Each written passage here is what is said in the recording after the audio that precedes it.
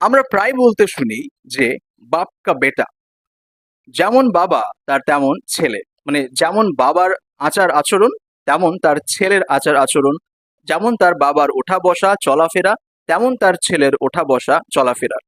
কেন বলছি? এই বাপ কা বেটা এই বাংলা প্রবাদ বাক্যটির একটি ইংরেজি প্রবাদ বাক্য আছে, একটি ইংরেজি ইডিয়ম আছে। সেই ইংরেজি ইডিয়মটি কি? সেই ইংরেজি ইডিয়মটি হচ্ছে chip of the old block. চিপ অফ দ্য ওল্ড ব্লক যদি সেন্টেন্সে ইউজ করি তাহলে কি হবে? যে he is a chip of the old block, সে একজন বাপ কা বেটা। তো এই যে chip of the old block, এই প্রবাদ বাক্যটি যদি আমি আক্ষরিকভাবে বিশ্লেষণ করি তাহলে দেখব, যদিও আক্ষরিকভাবে বিশ্লেষণ করা ঠিক নয়, এটার কোনো যে গ্রামাটিক্যাল কোনো ব্যাখ্যা রয়েছে তা নয়, শুধুমাত্র মনে রাখার জন্য আমি একটু বিশ্লেষণ করে দিই।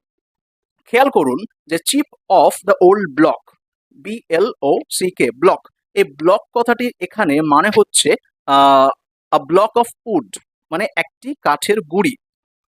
আর chip of the old block, এই চিপ মানে কি? চিপ মানে হচ্ছে একটা পিস, পিস যেটা যেটা সেই কাঠের গুঁড়ি থেকে নেওয়া হয়েছে।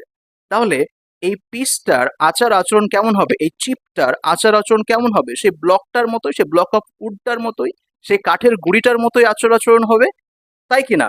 এখানে একটু আমি মিলিয়ে দিই। বাবা হচ্ছেন এই যে উডটা, যে ব্লক অফ উড, সেটা সেটা হচ্ছে বাবা। আর চিপ, CHIP, চিপ, চিপ হচ্ছে এই ছেলেটি।